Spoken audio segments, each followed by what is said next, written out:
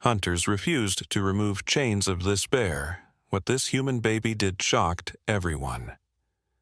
Let us know where you're watching from. The morning fog rolled thick across the village of Pinecrest, nestled between towering mountains and ancient forests. In a small clearing on the village outskirts, a massive grizzly bear sat motionless, its powerful frame diminished by 3 years of captivity. Heavy, rusted chains wrapped around its neck and paws, cutting into fur and flesh with every slight movement.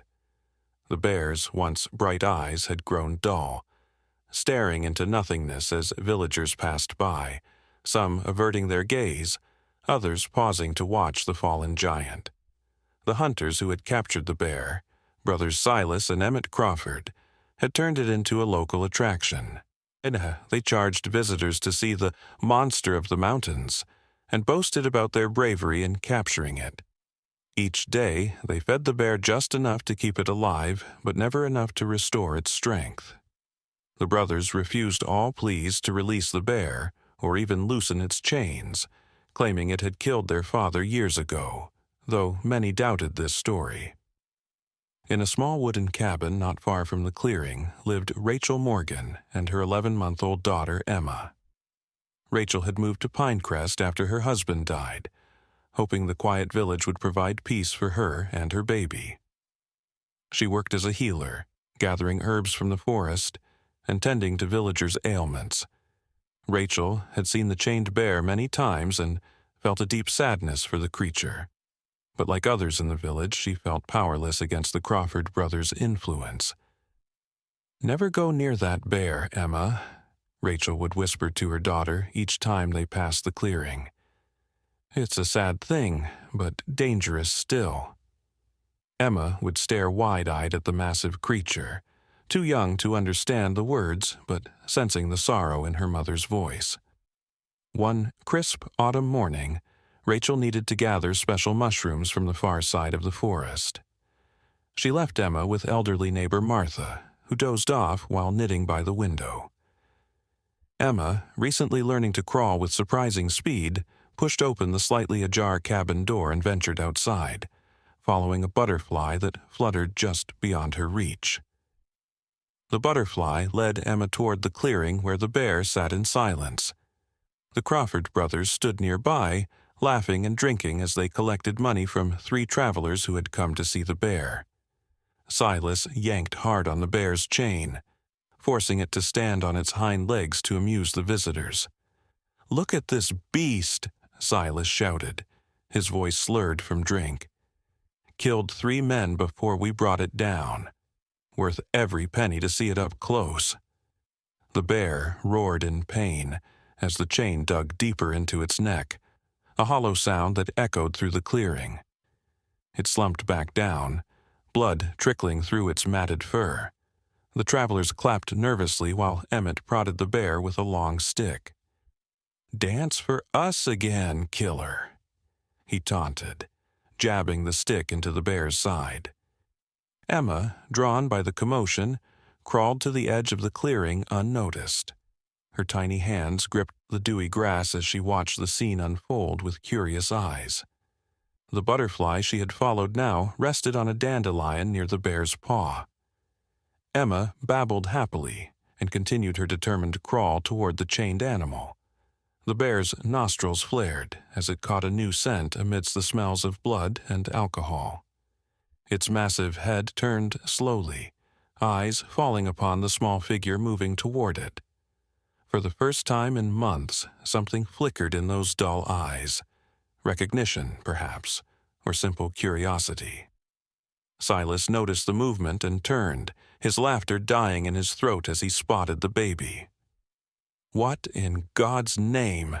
he gasped, reaching for his rifle propped against a nearby tree. "Somebody get that child." But Emma had already reached the bear. Before anyone could move, she placed her tiny hand on the bear's massive paw, right beside the cruel chain that cut into its flesh. The clearing fell into stunned silence as the hunter and traveler alike froze in horror. What happened next would forever change the story of Pinecrest Village. The bear's massive head lowered slowly until its wet nose almost touched Emma's tiny fingers. The crowd held their breath, many turning away, unable to watch what they feared would come next. Silas raised his rifle, but his hands trembled too much to aim properly. "Don't move," Emmett hissed to the terrified onlookers. "Any sudden movement might set it off." Emma, oblivious to the danger, giggled as she patted the bear's paw. The sound of her innocent laughter cut through the tension like a knife. The bear exhaled deeply, its warm breath ruffling Emma's wispy blonde hair.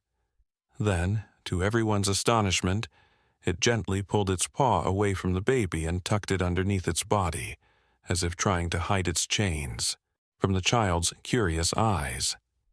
"I've never seen anything like it," whispered one of the travelers, a weathered man named Thomas who had hunted in these mountains for 40 years. "That bear isn't acting like a killer." Silas scoffed, though his voice wavered. "Don't be fooled. That beast is waiting for the right moment." He took a step forward, his boots crunching on dried leaves. At the sound, the bear's eyes darted up, suddenly alert and defensive, not toward Emma, but toward Silas. A low growl rumbled from its throat. Emma, startled by the sound, began to whimper. The bear immediately ceased growling and shifted its massive body, creating a barrier between the child and the approaching hunter. This deliberate movement sent gasps through the crowd. "The bear is protecting her." Martha had arrived at the clearing, breathless from searching for Emma. Her weathered hands clutched her shawl as she stepped forward. Like a mother with her cub. Silas spat on the ground. "Nonsense, old woman. Stand back while I get the child." As Silas took another step, the bear rose slightly, chains rattling, its eyes fixed on the hunter. Blood dripped more freely from its wounds now, spattering the ground near Emma. The baby reached out toward the crimson drops, fascinated by their color. "Wait," called a new voice. Rachel had returned from the forest. Her basket of mushrooms dropped forgotten on the path as she rushed into the clearing. Her heart pounded in her chest at the sight of her daughter so close to the chained beast. "Emma? Oh God, Emma!" She started forward, but Thomas caught her arm. "Hold, miss. The bear seems to be guarding your child. Moving too fast might make things worse." Rachel froze, her maternal instinct warring with the evidence before her eyes. The bear had indeed positioned itself as a shield between Emma and the hunters, its posture protective rather than threatening. "There's something strange about this bear," Thomas continued quietly. "Look at its eyes." Rachel did look, and what she saw made her breath catch. The bear's eyes held intelligence, pain, and something else, something almost human in its depth. As their gazes met, Rachel felt an inexplicable connection, as if the bear were trying to communicate.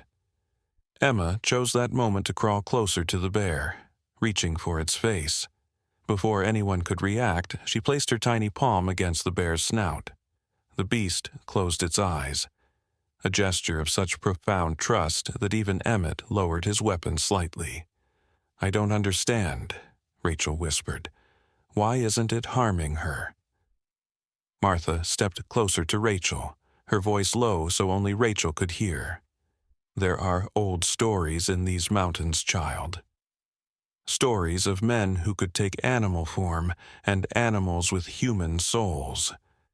Before Rachel could respond, a sharp crack split the air. Silas had fired his rifle into the sky. The sudden noise caused the bear to jerk upright, roaring in surprise and pain as the movement tightened its chains. Emma began to cry loudly, frightened by the gunshot. "Enough of this nonsense," Silas shouted, lowering his rifle toward the bear. "I'm ending this now." "No," Rachel cried, breaking free from Thomas and rushing forward. What happened next occurred so quickly that witnesses would later disagree on the exact sequence of events. The bear lunged forward as far as its chains would allow, positioning itself over Emma.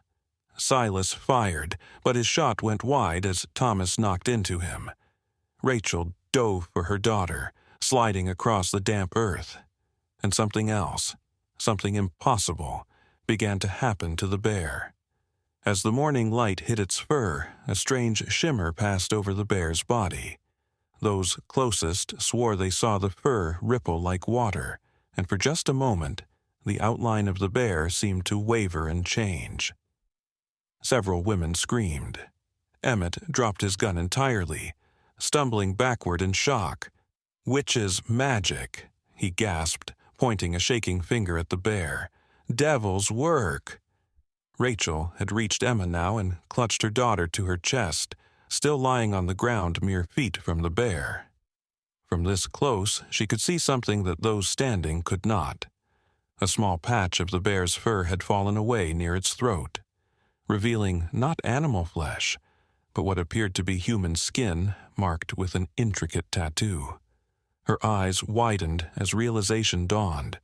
The old legends Martha had mentioned, they couldn't possibly be true. Yet the evidence was before her very eyes.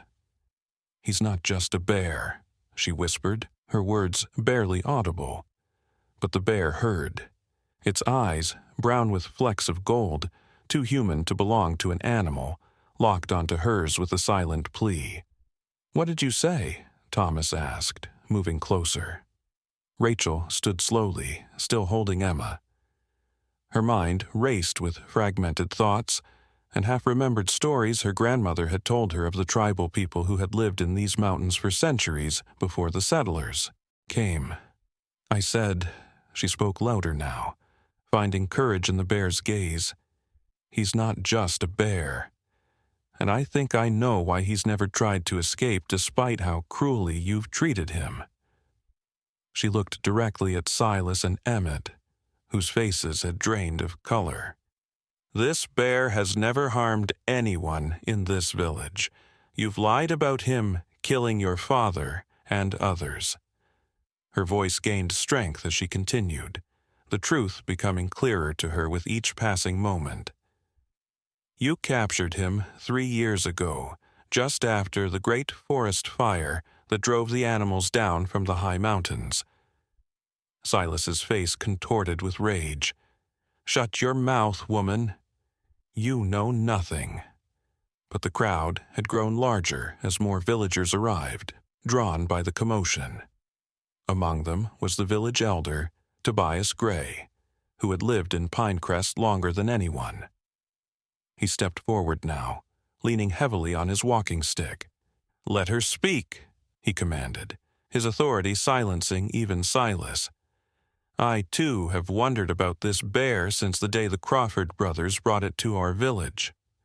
Rachel took a deep breath, bouncing Emma gently as her daughter's cries subsided to curious hiccups.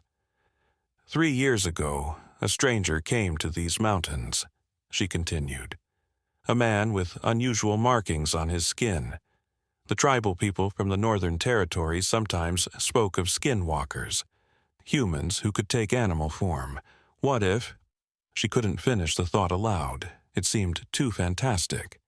But the bear made a sound then, not a growl or a roar, but something almost like a word. The chains rattled as it strained toward Rachel, its eyes never leaving hers. "This is madness," Emmett sputtered. "She's filling your heads with superstitious nonsense." But doubt had taken root among the villagers. Many had long questioned the Crawford brothers' story, troubled by the bear's unusual docility and intelligence. Now they murmured among themselves, looking between Rachel and the chained creature with new eyes. Tobias Gray approached the bear cautiously, studying it with keen eyes that had seen nearly 9 decades of life in these mountains. "I remember the stranger," he said quietly. "He came seeking herbs that grow only on the highest slopes. I told him of the danger. That fire season was upon us, and the mountains were dry as tinder. The old man reached a gnarled hand toward the bear, stopping just short of touching its fur. He had eyes like this creature's, brown with gold flecks, and markings on his throat, just here. He pointed to the exact spot where Rachel had seen the patch of human skin beneath the fur. The bear made that strange sound again, and this time there was no mistaking it. It was trying to speak. Emma suddenly squirmed in Rachel's arms, reaching toward the bear again and babbling excitedly. "Bah! Bah!" she called, in what might have been an attempt at the word bear or something else entirely. At the sound of the baby's voice, something extraordinary happened. A single tear formed in the bear's eye and rolled down its muzzle, dropping to the earth below. Where it fell, a small blue flower instantly bloomed, a flower unlike any that grew in these parts. The crowd gasped as one. Even Silas and Emmett stood transfixed, their weapons forgotten at their sides. "Magic," whispered Martha, crossing herself. "Not magic," corrected Tobias. "Something older, something from before our time in these mountains." He turned to face the Crawford brothers, his aged face stern. "Release the chains, now." Silas found his voice at last. "You've all lost your minds. It's a trick, can't you see? This woman has bewitched you all." "The only trickery here has been yours, Silas Crawford," Tobias replied evenly. 3 years of lying to this village, profiting from cruelty. It ends today." The old man raised his walking stick, pointing it at the brothers like a judge pronouncing sentence. "Release the chains, or leave Pinecrest forever. Those are your choices." A tense silence fell over the clearing. Emma had grown quiet in Rachel's arms, her innocent eyes moving between the bear and the angry men. The bear remained still, but its eyes burned with a new light. Hope, perhaps, for the first time in years. Emmett, always the more reasonable of the brothers, placed a restraining hand on Silas's arm. Perhaps we should do as they ask, brother," he said hesitantly. "There's something not right here." Silas jerked his arm away. "Never. You know what we did to capture this beast. You know what will happen if it's freed." He raised his rifle again, this time aiming directly at the bear's head, his finger tightening on the trigger. Several things happened at once. Rachel turned to shield Emma with her body. Tobias raised his walking stick higher, and the bear, with a sudden surge of strength born of desperation, pulled against its chains with such force that the metal links began to strain and crack. The sound of breaking metal filled the clearing as, link by link, the chains that had held the bear captive for 3 long years began to give way. Silas fired his rifle, but in his panic the shot went wild, splintering the trunk of a nearby pine. The villagers scattered, seeking cover behind trees and rocks.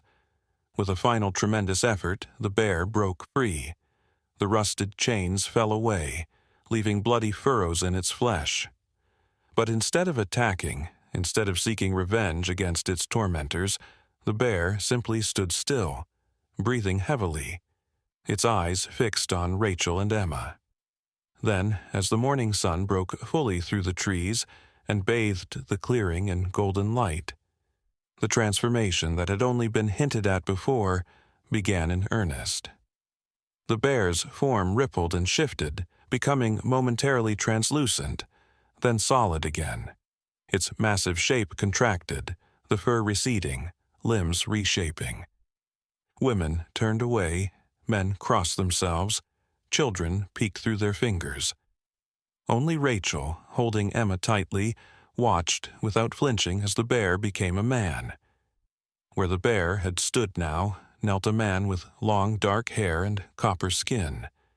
Intricate tattoos covered his throat and chest, disappearing beneath the tattered remains of what might once have been clothing. Blood still seeped from the wounds the chains had left. but they were healing even as the villagers watched, the flesh knitting together before their eyes. Silas Crawford fell to his knees, his rifle forgotten on the ground. "It's not possible," he whispered, his face ashen. "We shot you. We watched you die." The man rose unsteadily to his feet, his eyes, brown with gold flecks, surveying the villagers until they came to rest on Rachel and Emma. When he spoke, his voice was rough from years of disuse, but clear enough to carry across the suddenly silent clearing. "I did not die," he said simply. "I changed." He took a step toward Rachel, then stopped, seeming to recognize her fear. Instead, he knelt again, making himself smaller, less threatening. "Your child," he said, gesturing toward Emma, who was watching him with fascination. She saw what others could not, the human within the beast. Rachel found her voice at last. "Who are you?" "My name is Coda," he replied. "I come from the people of the northern forests. We have walked with the animals since time began." Tobias Gray approached him, offering his walking stick for support. "The skinwalkers," the old man said. "I thought the stories were just legends." Coda accepted the stick with a grateful nod. "Not legends. We simply choose to remain apart from your world." He glanced at the Crawford brothers, who remained frozen in shock. "Usually, they said you killed their father," Rachel said, still keeping a cautious distance. A shadow passed over Coda's face. "I killed no one. They found me in bear form after the Great Fire. I was wounded, sleeping. They shot me with something that prevented my changing back, kept me drugged." He touched the healing wounds on his neck. "These chains were made with silver. They weakened my power." "It's true," Emmett suddenly admitted, his voice barely above a whisper. "We found him hibernating in a cave. Silas recognized what he was from stories our grandfather told. We thought we'd be famous, rich." He looked at his brother, who sat motionless on the ground, staring at nothing. It was wrong. All of it was wrong. Emma began to squirm in Rachel's arms again, reaching toward Coda with determined little hands. "Bah! Bah!" Rachel hesitated, then slowly, carefully approached the kneeling man. As she drew closer, she could see the humanity in his eyes more clearly, and the gratitude. "She knew what you were," Rachel said softly. Somehow, she knew. Coda nodded. Children often see more clearly than adults. Their hearts are not yet clouded by fear or prejudice. He extended a hand, palm up, toward Emma. "May I?" After a moment's hesitation, Rachel allowed Emma to grab Coda's finger. The baby immediately smiled, revealing her few tiny teeth. "What will happen now?" Thomas asked, breaking the spell that seemed to have fallen over the clearing. "Will you return to your people?" Coda looked up at the mountains rising in the distance, his expression unreadable. "My people are gone. The fire that swept these mountains 3 years ago drove them north, beyond the Great Lakes. I stayed behind to make sure all escaped safely." He lowered his eyes. "I failed in my duty and was captured before I could follow."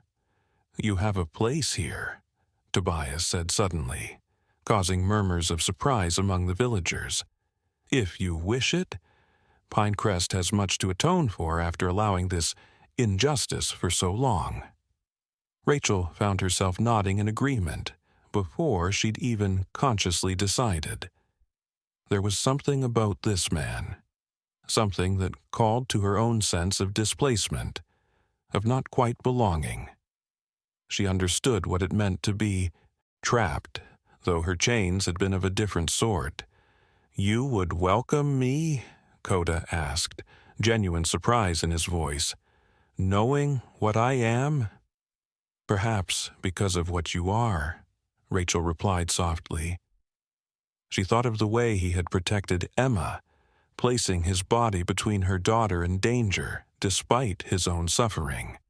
You showed more humanity in chains than some show with all their freedom. She turned to face the villagers, her voice stronger now. If we turn him away, what does that make us? A silence fell as her words sank in. Then, one by one, the villagers began to nod. Martha stepped forward first, offering Coda her shawl to cover himself. Thomas and several other men moved to stand between him and the Crawford brothers, a clear statement of protection. Only Silas remained opposed, finally finding his voice again. "You're all fools," he shouted, scrambling to his feet. "It's a monster. It'll kill us all in our sleep. The only monsters here are those who would chain a sentient being for profit." Tobias responded firmly. He turned to the gathered villagers. "Silas and Emmett Crawford will leave Pinecrest today. They are no longer welcome among us." Emmett nodded in resignation, pulling his brother to his feet. "Come, Silas, it's over." He looked at Coda, shame evident in his face. I'm sorry for everything." Coda simply nodded, neither offering forgiveness nor showing anger. The brothers gathered their few possessions under the watchful eyes of the villagers and departed, Silas still muttering threats, Emmett silent and subdued. As the day progressed, the villagers slowly dispersed, many stopping to welcome Coda or offer assistance. Tobias arranged for him to stay in an empty cabin at the edge of the village until more permanent accommodations could be prepared. Martha brought clothing that had belonged to her late husband. Thomas and other hunters promised to teach him the ways of the village and learn from him in return. By evening, only Rachel, Emma, and Coda remained in the clearing, sitting together as the first stars appeared in the darkening sky. Emma had fallen asleep in Rachel's lap, one small hand still clutching Coda's finger, as if afraid he might disappear. "She's extraordinary," Coda said softly, watching the sleeping child. "In all my years in chains, no one looked at me and truly saw me. No one except her." Rachel smiled down at her daughter. "Emma has always seen things differently.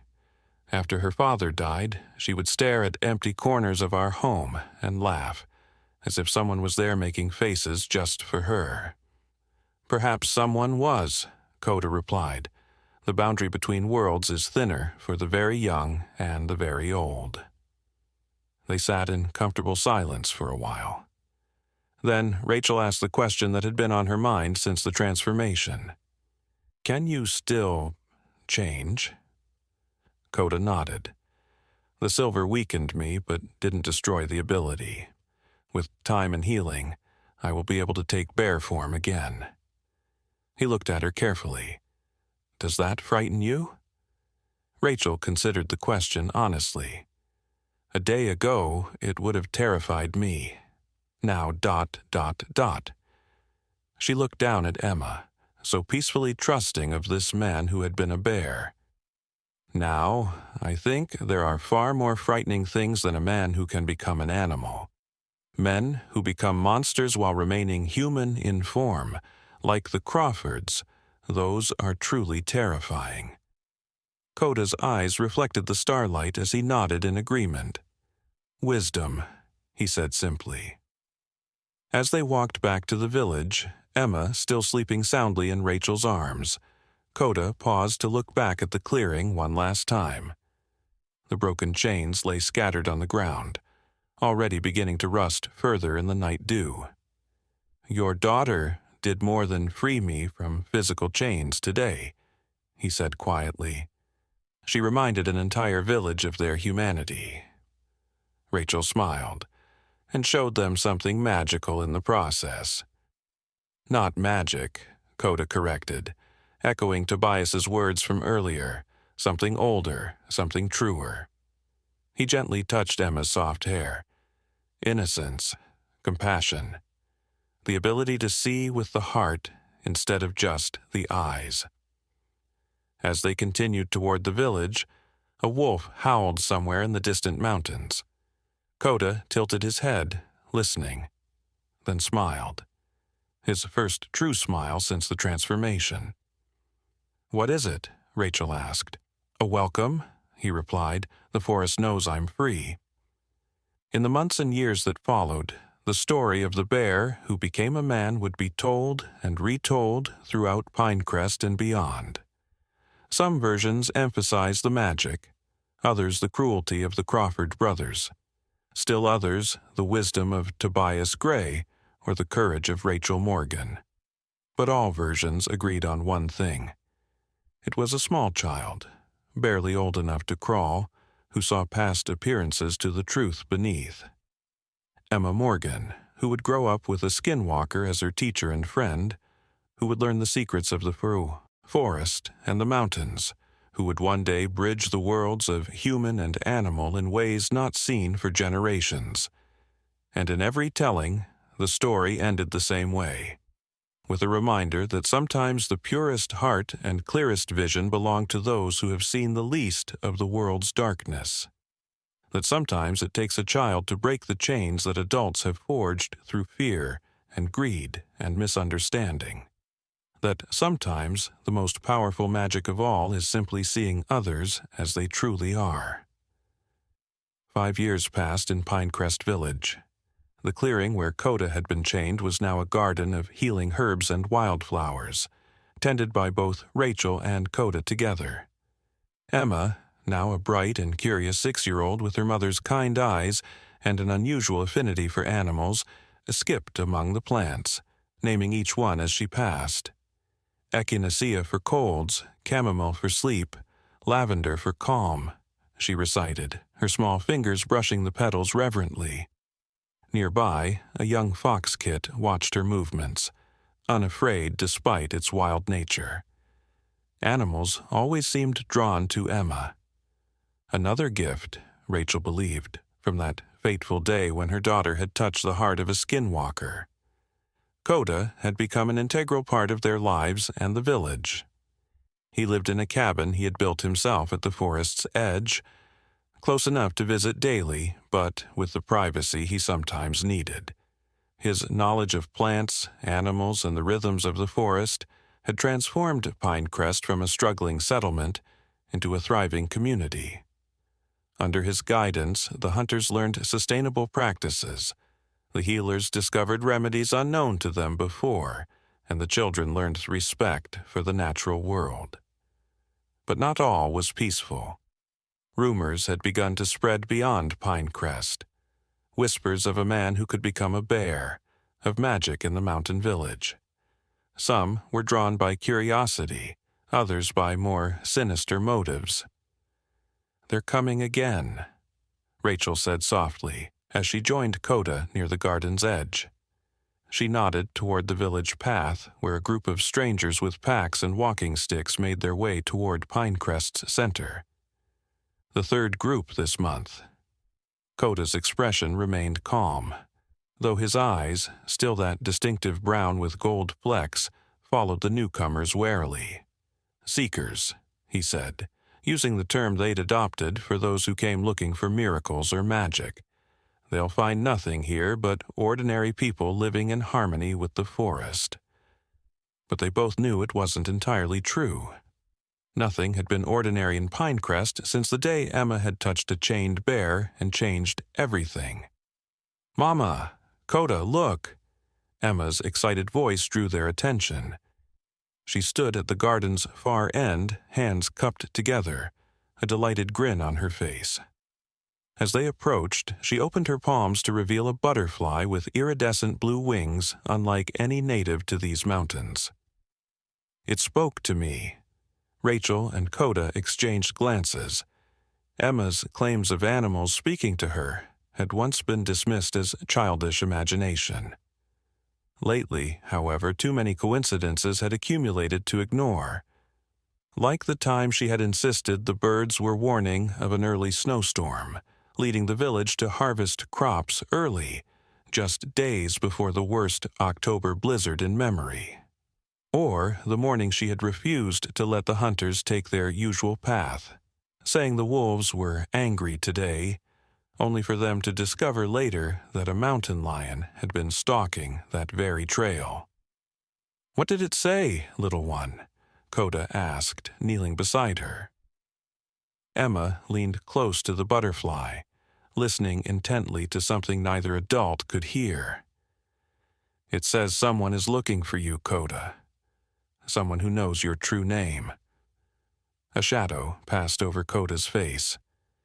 In 5 years, he had never spoken of his past beyond what he'd revealed on the day of his transformation. Rachel had respected his privacy, understanding that some wounds needed time to heal, but Emma's words clearly struck a chord. "Did this butterfly mention who is looking for me?" he asked, his voice carefully controlled. Emma shook her head, then paused, tilting it as if listening again. "Not a who," she corrected. "A what, something from the north. Something that walks in shadows." She looked up, her expression suddenly troubled. "It feels cold, Coda, cold like death." Rachel's hand flew to her throat. "Emma, that's enough. Let the butterfly go now." She tried to keep her voice light, but fear had crept in around its edges. Emma's uncanny insights had never carried such ominous tones before. Coda stood slowly, his gaze lifting to the northern mountains, their peaks still capped with snow even in late spring. Something in his posture had changed, a new tension, a readiness that reminded Rachel of the bear he had once been, sensing a threat.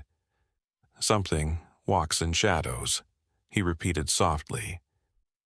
"Yes, I feared this might happen eventually."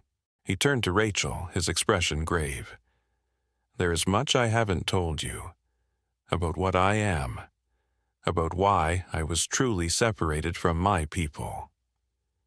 Before he could continue, the village bell began to toll urgently, the signal for gathering.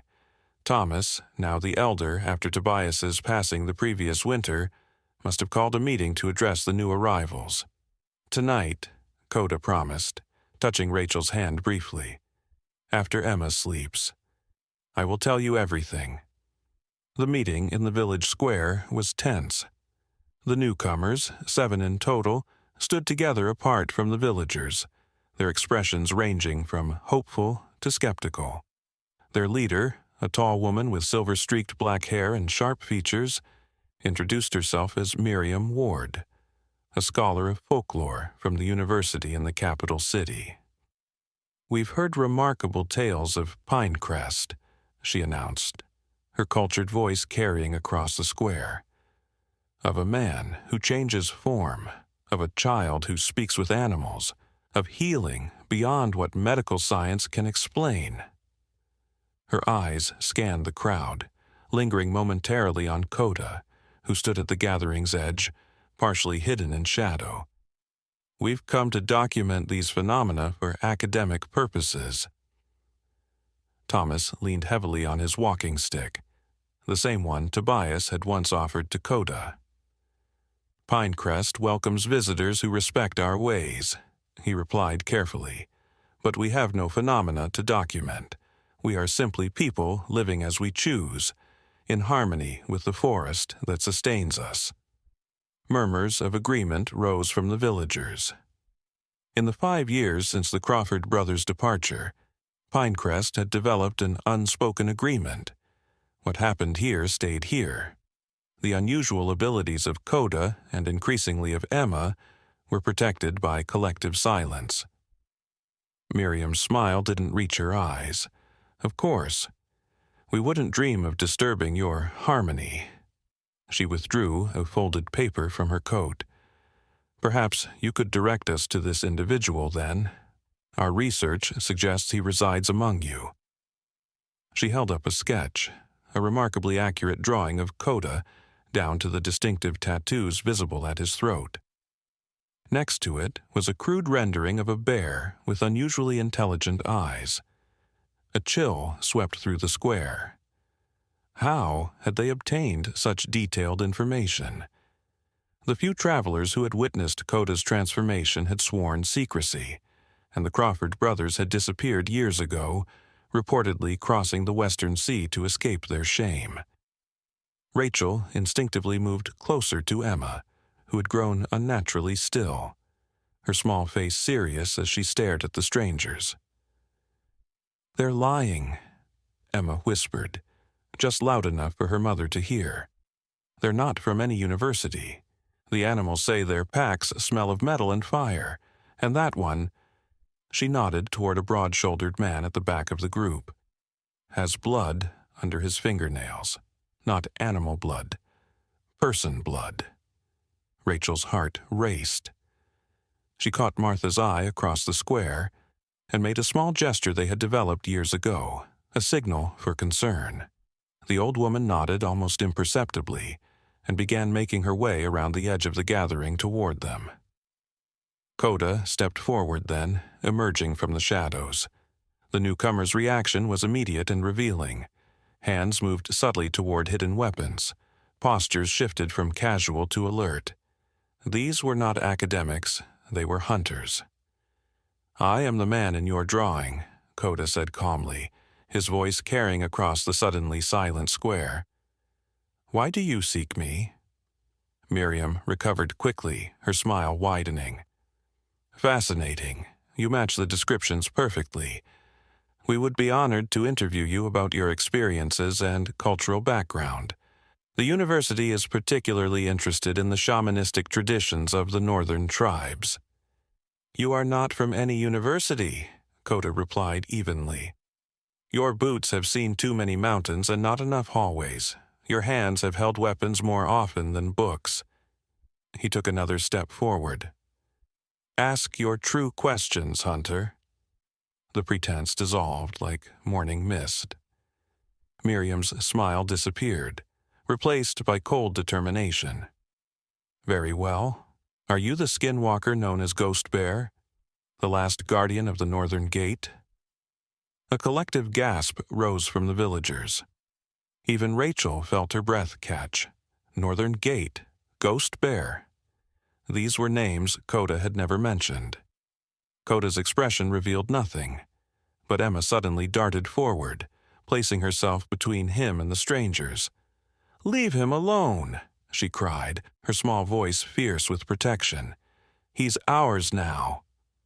"Emma, no!" Rachel rushed forward, but before she could reach her daughter, something extraordinary happened. The air around Emma seemed to shimmer, much like the air had shimmered around Coda on the day of his transformation. For just a moment, so brief some would later question if they had seen it at all, the outline of the 6-year-old girl blurred, and in her place stood the translucent image of a young wolf, its hackles raised, teeth bared in defense. Then it was gone, and Emma was just a small girl again, though her eyes blazed with an inner fire that was anything but childlike. Miriam took an involuntary step backward, her hand going to a pendant that hung at her throat, a silver amulet in the shape of a twisted tree. "Impossible," she whispered. "The gift cannot be passed, it cannot be learned." Her gaze shot to Rachel, suddenly suspicious. "Unless—" Coda moved with the speed and grace that had always marked him as something more than ordinary. In a heartbeat, he had swept Emma into his arms and pushed Rachel behind him, facing the strangers with a protectiveness that reminded everyone present of a bear defending its cubs. "You will leave Pinecrest now," he said, his voice deeper, rougher, closer to the growl of his bear form. "You will return to your masters and tell them the Northern Gate remains guarded. The pact holds." Miriam's hand tightened around her pendant. "The Council of 9 disagrees. The balance has shifted. The old agreements are void." Her eyes drifted to Emma again, calculation in their depths. "Especially now that we see what has happened here, the child should not exist. She is neither one thing nor the other." Thomas stepped forward, dozens of villagers moving with him in solidarity. I don't pretend to understand what you're talking about, the elder said firmly. But this is our village, and these are our people, all of them. He gestured to where Martha and several other women had quietly positioned themselves around Rachel, Emma, and Coda, a human barrier of protection. We decide who stays and who goes. The tension in the square stretched taut as a bowstring. The broad-shouldered man Emma had pointed out moved his hand inside his coat, and several village hunters reached for their own weapons in response. Just as violence seemed inevitable, Emma spoke again, her voice oddly mature and resonant for a child so young. "The forest sees you," she said, addressing Miriam directly. "The mountains know your names, the streams have tasted your secrets." She pointed to the northern peaks, now bathed in the red light of sunset. "They're coming. Can't you feel them? The others, the ones you fear. Even now they cross the divide." A look of genuine alarm crossed Miriam's face. She turned to her companions, a rapid exchange of whispered words passing between them. The broad-shouldered man argued briefly, but eventually nodded in reluctant agreement. Miriam faced Coda once more. "This isn't over, Guardian. The child changes everything. The council will not stop with just me." Her gaze shifted to Emma, something like fear now mixed with the calculation. "Watch your borders carefully. Winter comes early this year." With that cryptic warning, the strangers departed, moving with the coordinated precision of those accustomed to working together in dangerous situations. The villagers maintained their protective formation until the last of the visitors had disappeared down the mountain path. As night fell, an emergency council was held in Thomas's cabin. Rachel sat near the fire, Emma asleep in her lap despite the tension and raised voices. Coda stood at the window, his gaze fixed on the northern mountains as the village elders and most trusted members debated what to do. "We should send for help," argued the blacksmith. "The trading post has soldiers sometimes." "And tell them what?" countered Martha. "That we're protecting a man who transforms into a bear and a child who might have briefly appeared as a wolf. They'd think us mad or worse." "Perhaps we should leave," Rachel said quietly, stroking Emma's hair. "Coda and Emma and I. Find somewhere new, somewhere no one knows us." "They would follow," Coda replied without turning from the window. "Distance means nothing to the Council of Nine. And now that they've seen Emma—" He trailed off, unwilling to finish the thought. Thomas gestured for quiet. "Before we decide anything, I think we need to understand what we're facing." He looked pointedly at Coda. "You called yourself a guardian. Guardian of what? And what is this northern gate?" Coda finally turned from the window, his expression solemn. "It is time for truth," he agreed. He looked at Rachel, something like regret in his eyes. "I should have told you long ago, but I wanted to protect you. Both of you." He moved to the center of the room, and in the firelight the tattoos on his skin seemed to move and shift, forming new patterns before settling again. "I am not simply a skinwalker. Those are common enough among my people. I am one of 7 guardians, each bound to a sacred site where the boundaries between worlds grow thin." "Worlds?" Martha whispered. "You mean like heaven and hell?" Coda shook his head. "Not spiritual realms, physical worlds, parallel to this one, separated by barriers that have thinned over centuries. My people call them the 7 realms. Yours is but one." A stunned silence fell over the cabin. This went beyond transformation, beyond speaking with animals. This was a revelation that shook the foundations of everything they had believed about their world. "The Northern Gate is a passage between your realm and another," Coda continued, his voice taking on the cadence of one reciting ancient knowledge. a realm of beings neither fully animal nor human, but something in between, beings of shadow and ice who hunger for the warmth and life of your world. And you guard this gate? Rachel asked, struggling to comprehend. I did, for 30 years before I came to these mountains. Coda's gaze returned to the window, to the distant peaks. When the great fire swept the forests, I was battling an incursion. Several shadow walkers had found a weakness in the barrier.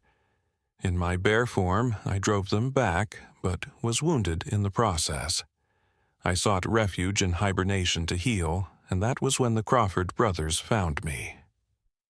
These shadow walkers, Thomas said slowly, are they what Miriam meant by the others? The ones Emma said were coming? Coda nodded grimly. If the Council of Nine has abandoned the northern gate, then yes, the Shadow Walkers will sense the weakness. They will come. His expression darkened. And they will be drawn to Emma.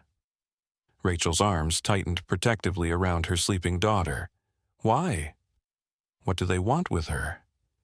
Coda knelt beside Rachel's chair, his eyes meeting hers directly. Because she should not be possible, Rachel. No human child has ever displayed the abilities of a skinwalker without being born to our people. He hesitated, then asked the question that had clearly troubled him for some time. Her father, was he one of us? Rachel shook her head firmly. Number David was as human as I am, a woodcutter from the eastern valleys. He died in an accident before Emma was born. Her brow furrowed. Could he have been like you without knowing, without ever transforming? Number. The gift manifests in childhood, or not at all. Coda gently touched Emma's cheek. Yet here she is, a human child with the soul of a wolf. Martha leaned forward, her aged eyes sharp with sudden insight. It was the day, wasn't it? The day she touched you while you were still in bear form. The day everything changed. Coda's expression confirmed her suspicion. I believe so. In my weakened state, with the silver chains disrupting my abilities, something transferred between us. A spark of my essence, perhaps. He looked troubled. Such a thing has never happened before, not in all our histories. That's why these people want her, Rachel said, the realization dawning with terrible clarity. She's unique, something new. The Council of Nine has maintained the balance between realms for centuries, Coda explained. They would see Emma as a threat to that balance. A human with skinwalker abilities could blur the boundaries between your people and mine, boundaries they believe must remain distinct. And these shadow walkers? Thomas asked. What would they want with her? Coda's expression grew grim. Power. The shadow walkers feed on life essence, particularly the essence of transformed beings. A child like Emma, part human, part something else, would be a feast beyond imagining for them. Rachel stood abruptly, startling Emma, who stirred but didn't wake. We need to leave, now, tonight. It's too late, Coda said softly, nodding toward the window. Look, they crowded around the glass. Outside, the night had grown unnaturally dark. The moon and stars, which had been visible earlier, were now obscured by clouds that seemed to flow and coil like living smoke. And at the village outskirts, where the forest began, shapes moved. Not the familiar shadows of deer or wolves, but something else. Elongated forms that walked upright but moved with a fluid grace no human could match. Where their faces should have been, only darkness was visible, darker even than the night around them. Shadow walkers, Coda whispered. They've found us already. How? Rachel clutched Emma closer. How could they know about her so quickly?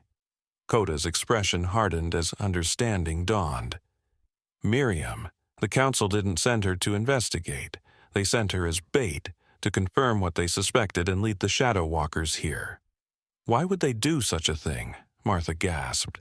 You said they maintain the balance. At any cost, Coda replied grimly. Even if it means sacrificing one village to prevent what they see as a greater threat. He moved away from the window, decision crystallizing in his eyes. I need to transform. Now, you can't fight them all, Thomas objected. There must be dozens out there. Not to fight.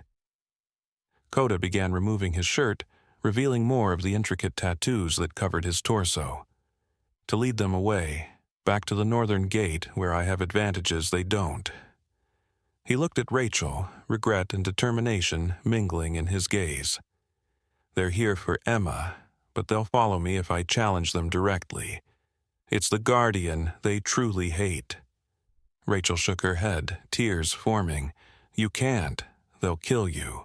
Perhaps, Coda touched her cheek gently, but Emma will live. The village will survive. Emma stirred in Rachel's arms, her eyes fluttering open. She looked immediately toward Coda, as if sensing his intentions. Don't go, she said simply, her voice small but firm. That's what they want. Coda paused, his hand dropping from Rachel's face. What do you mean, little one? Emma sat up, suddenly fully awake. The butterfly told me. The shadows want you away from here, away from me. She pointed to the window. They're not trying to get in, they're waiting. Thomas and several others returned to the window. Indeed, the Shadow Walkers had formed a perimeter around the village, but made no move to approach closer. Waiting for what? Martha whispered. As if in answer, a horse's hooves could be heard galloping up the village path. Moments later, a pounding came at Thomas's door. When opened, one of the young village hunters stood there, breathless and wide-eyed. Riders, he gasped, coming up the mountain path, 20, maybe more, with torches and silver weapons. They're led by a woman with a tree amulet. The council, Coda growled. They're not sacrificing Pinecrest to the Shadow Walkers. They're sacrificing me. And Emma. The Shadow Walkers will attack from one side, driving us toward the Council's forces. A trap, Thomas said grimly. With all of us caught in the middle, Rachel added, her voice steady despite her fear. Emma suddenly squirmed from her mother's grasp and went to the center of the room. The assembled villagers watched in amazement as the small girl closed her eyes, her face taking on an expression of intense concentration. Emma, Rachel moved toward her daughter, but Coda gently held her back. Wait, he said softly. Watch. Emma's breathing slowed, becoming deep and rhythmic.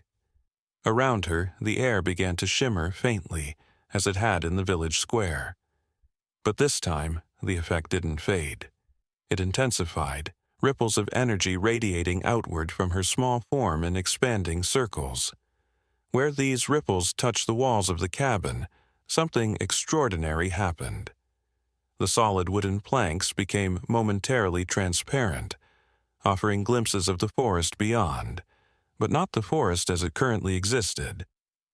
This was a brighter place, filled with golden light despite the late hour, where animals moved freely and strange, luminous plants grew in abundance. What is she doing? Rachel whispered, awestruck. Something impossible, Coda replied, his voice filled with wonder. She's thinning the barrier between realms, not to the Shadow Realm, but to another, the Green Realm, home of the first animals. His eyes widened. She's calling for help.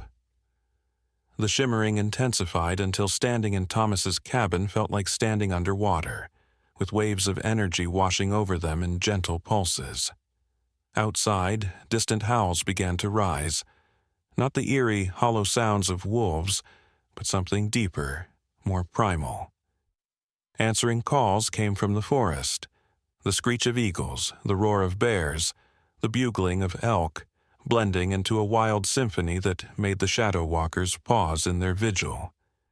Emma opened her eyes, which now glowed with the same golden light that had been glimpsed through the transparent walls. When she spoke, her voice carried echoes of something ancient and powerful.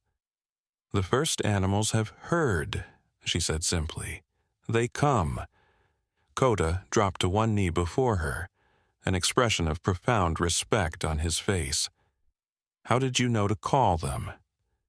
"Even I, a guardian, cannot breach the barrier to the green realm without the proper rituals." Emma's smile was both childlike and knowing.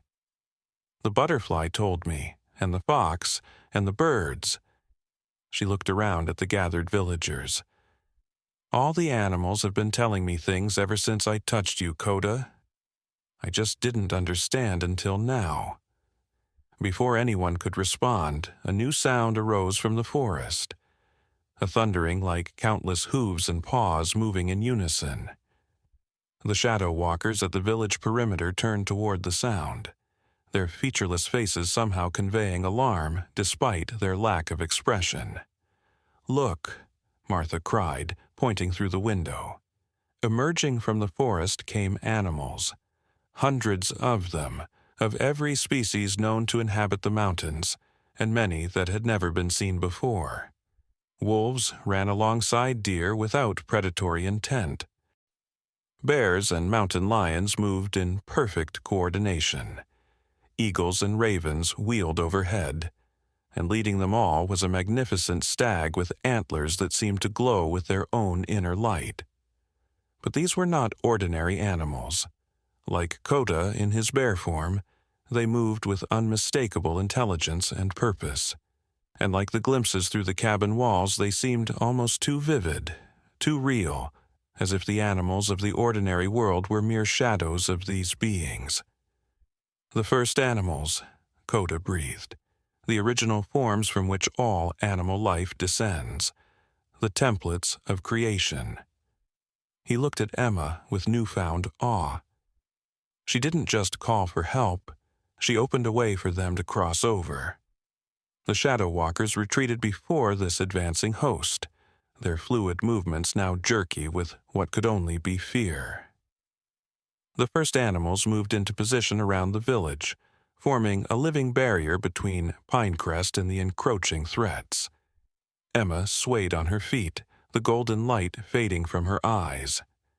Rachel rushed forward to catch her daughter as she collapsed, exhausted by whatever power she had channeled. "Will they protect us?" Rachel asked, cradling Emma's now sleeping form. Coda nodded, watching through the window as the shadow walkers retreated further into the darkness. The first animals are the natural enemies of the shadow walkers. In the earliest days of creation, they drove the shadows back to their own realm and helped establish the barriers between worlds. His expression grew troubled. "But the council is another matter. They're human, with human weapons and human determination." As if summoned by his words, torchlight appeared on the village path. The riders had arrived, their mounts nervous in the presence of so many predators, but still advancing under Miriam's firm guidance. "We need to face them," Thomas said, straightening his aged frame. "All of us, together.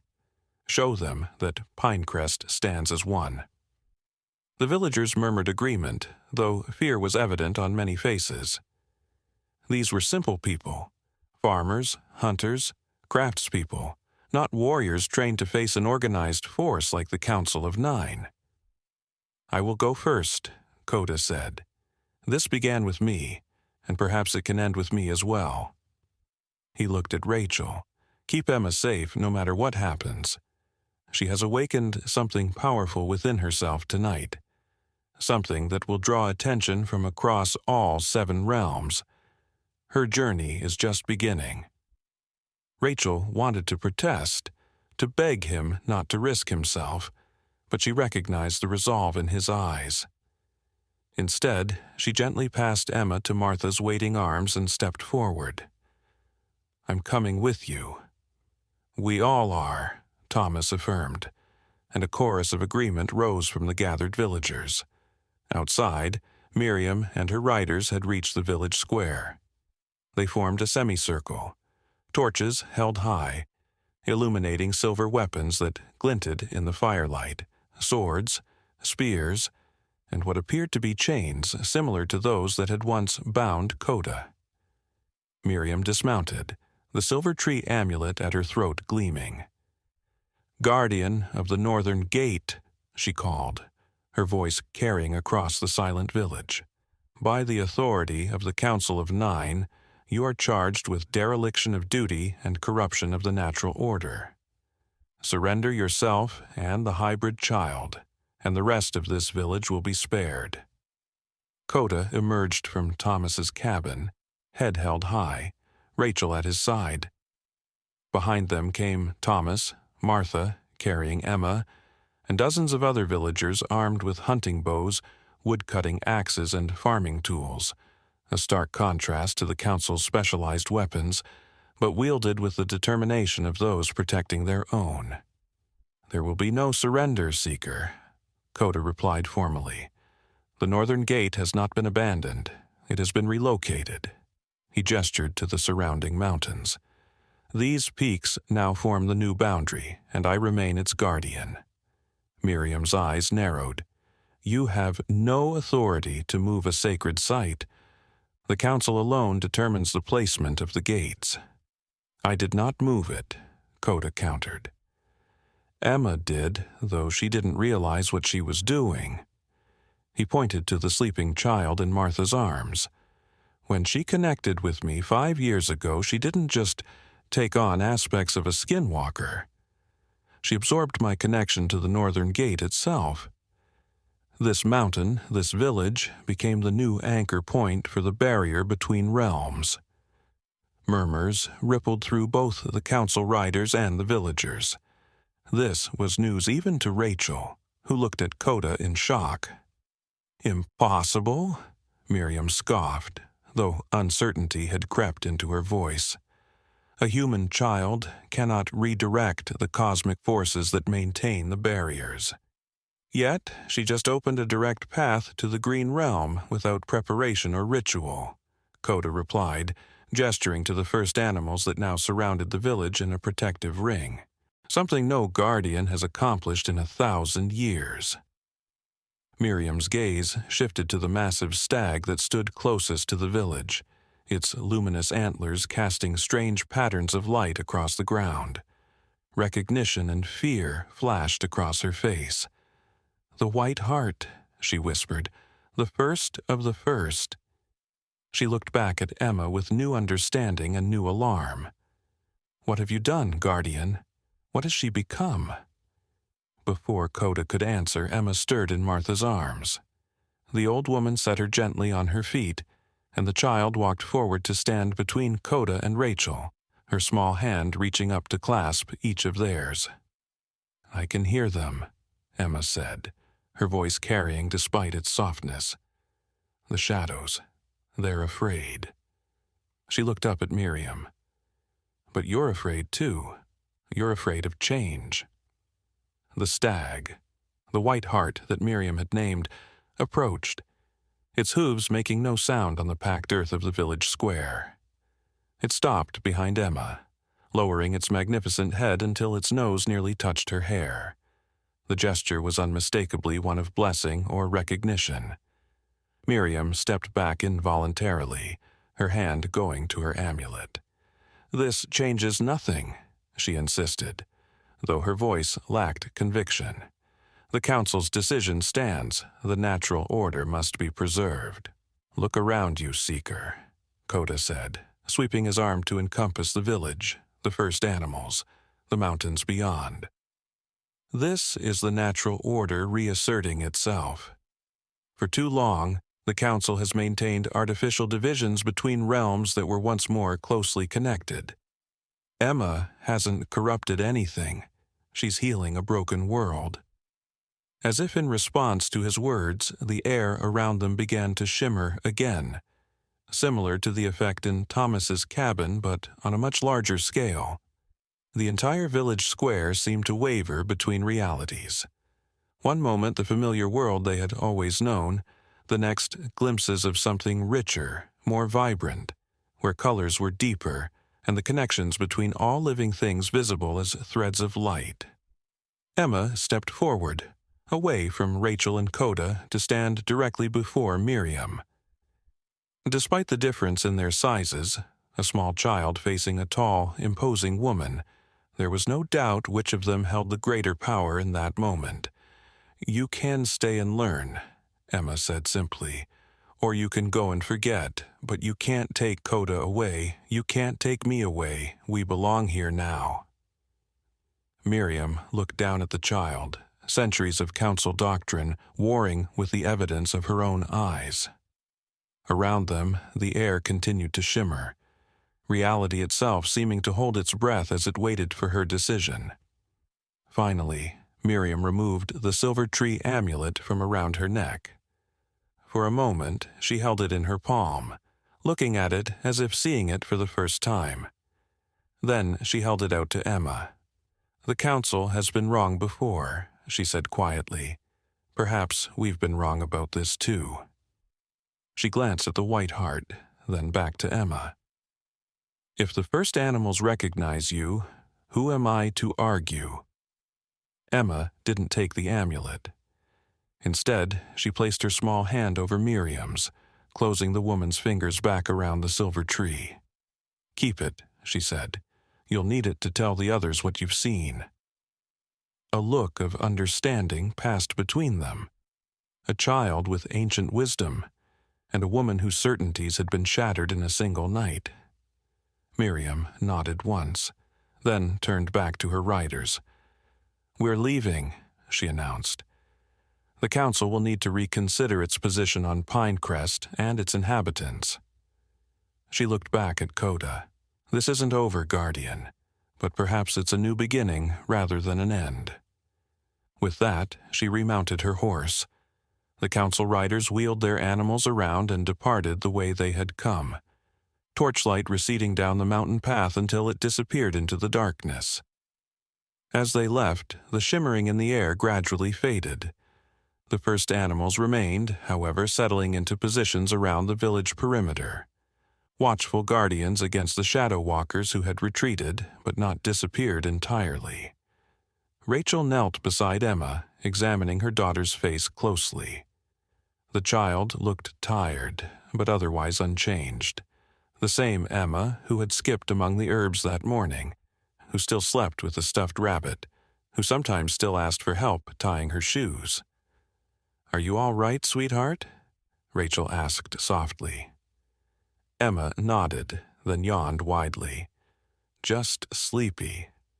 It's hard work talking to so many animals at once." She leaned against her mother's shoulder. "Can we go home now?" Rachel looked up at Coda, who watched them both with an expression that mingled wonder, concern, and deep affection. "Yes," she said, gathering Emma into her arms. "We can go home." As the villagers dispersed, returning to their cabins with much to discuss and even more to consider, Coda walked alongside Rachel, his hand occasionally brushing hers as if to reassure himself that she was still there, still real in a world that had become increasingly fluid. "What happens now?"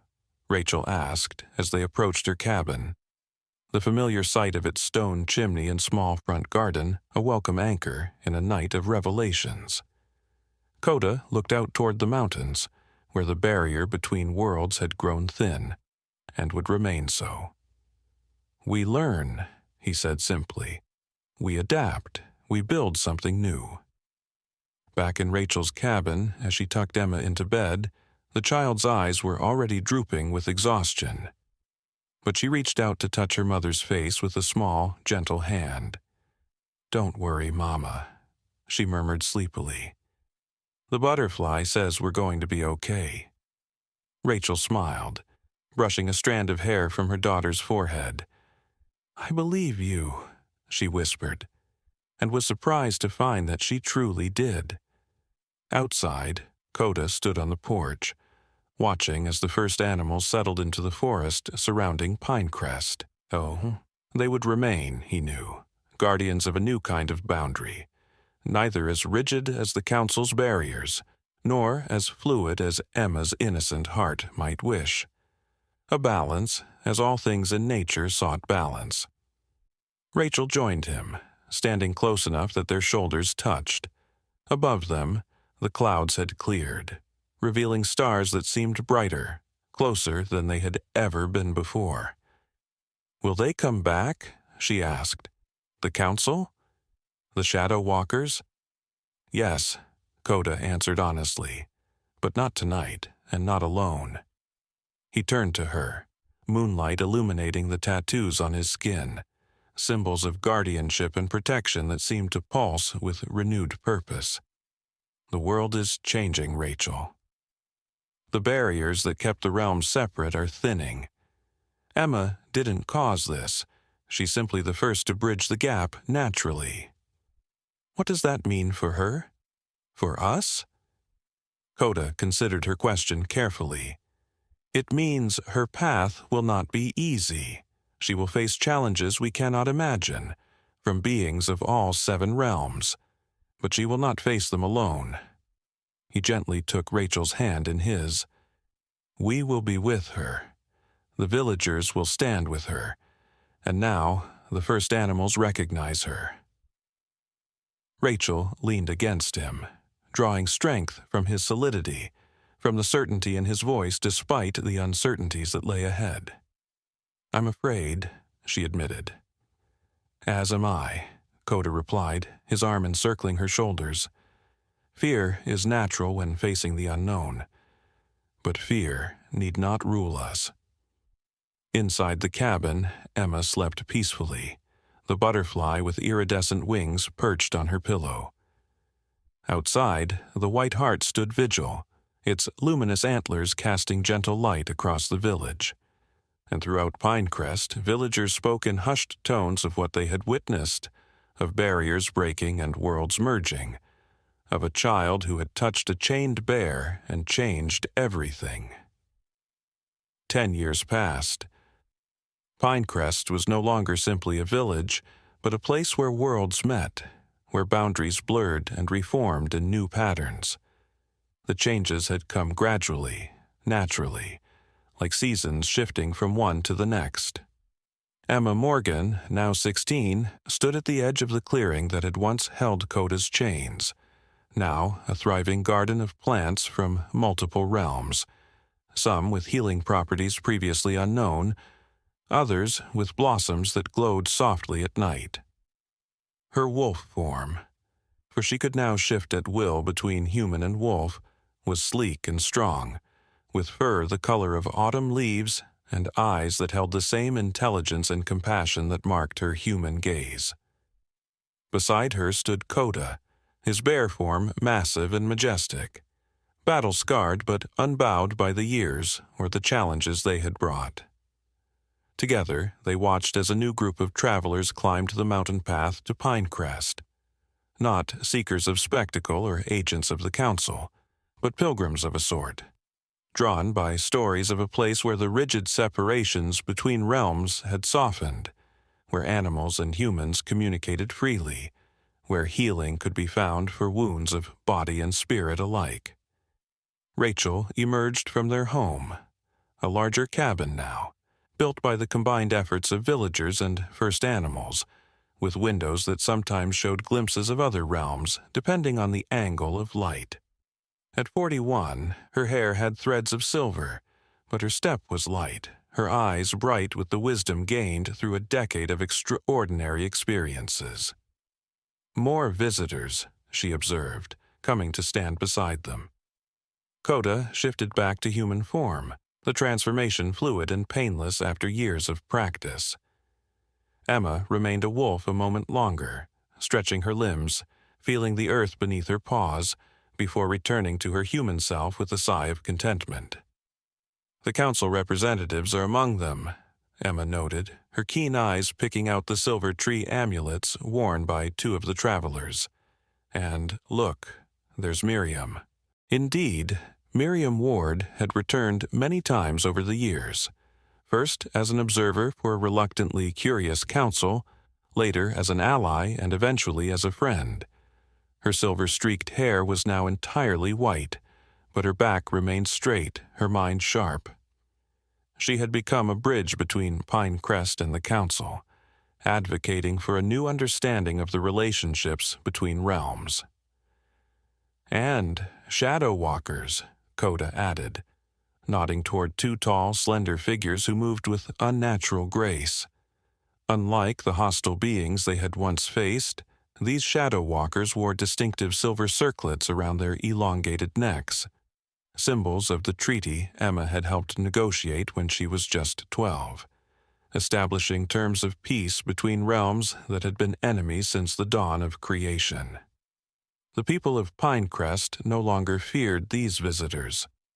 Children played freely in the village square, some showing early signs of abilities once unique to Emma. Small transformations, communications with animals, glimpses of other realms. The first animals moved among the humans with comfortable familiarity, some having formed bonds with specific families or individuals. The white hart, ageless and serene, still appeared at moments of significance, a silent witness to the unfolding of a new chapter in the relationship between worlds. "They're coming to discuss the eastern boundary," Emma reminded her parents. "The thinning has accelerated there." Rachel nodded. As the barriers between realms continued to shift and change, new challenges arose, some welcome, others requiring careful management. Emma, with her unique position as both human and skinwalker, had become a natural mediator, her inherent understanding of multiple perspectives making her invaluable in negotiations. "You should wear the ceremonial robes," Rachel suggested. "The Council respects tradition, even as they adapt to change." Emma made a face. At 16, she still chafed occasionally at formalities, but nodded in agreement. "Will you both join us?" "Of course," Coda replied, "always." As Emma went to prepare, Rachel and Coda remained at the garden's edge. Their hands found each other's naturally, fingers intertwining in a gesture worn smooth by years of partnership. "Did you ever imagine this?" Rachel asked, gesturing toward the village, the first animals, the visitors approaching with hope rather than hostility. "That day when Emma crawled toward a chained bear?" Coda's expression softened with memory. "Never. I had lost hope entirely until that moment." He looked at her, his eyes still that distinctive brown with gold flecks that had first caught her attention so many years ago. "I thought I was saving her when I positioned myself between her and Silas's rifle, but the truth is, she saved me. She saved all of us." Rachel leaned against him, feeling the solid strength of him, the warmth that had become her home as surely as the cabin they shared. She still does, every day. From inside came Emma's voice, calling for help with the complicated fastenings of the ceremonial robes. Rachel smiled and moved toward the cabin, but paused to look back at Coda. "Do you remember what you told me, that first night after everything changed, when I asked what would happen next?" Coda nodded, his expression thoughtful. "I said we would learn, adapt, build something new. We did," Rachel said softly, "all of us together." As she went to help their daughter, this extraordinary child who had touched a chained bear and changed the world, Coda turned his gaze once more to the mountains. Somewhere beyond them lay the original northern gate, abandoned now but not forgotten. The shadows still moved there sometimes, testing boundaries, seeking weaknesses. But they found none, for the new barriers were not made of silver chains or ancient rituals, but of understanding, compassion, and the connections between all living things. In the village square, the White Hart appeared silently, announcing the arrival of the travelers. Emma emerged from the cabin in her ceremonial robes, the fabric shimmering with threads that caught light from multiple realms. Rachel followed, and Coda moved to join them, the three walking together as they had countless times before. Above them, a butterfly with iridescent blue wings spiraled upward, catching the sunlight. Emma smiled at the sight, remembering a day long ago when that same butterfly, or perhaps its ancestor, had first spoken to her of someone looking for Coda. How far they had all come since then. How much they had all learned. As they reached the village square, the travelers waiting respectfully, Emma glanced back at the clearing where Coda had once been chained. A single blue flower bloomed there, the same kind that had sprung from his tear on the day of his transformation. She had planted them every year since, a reminder of beginnings, of freedom, of the power of seeing beyond appearances to the truth beneath. Turning to greet the visitors, Emma carried that truth within her, the knowledge that sometimes the purest heart and clearest vision belong to those who see not with their eyes but with their souls, that sometimes it takes a child to break the chains that adults have forged through fear and misunderstanding, that sometimes the most powerful magic of all is simply seeing others as they truly are. And in that seeing, finding not only their truth, but your own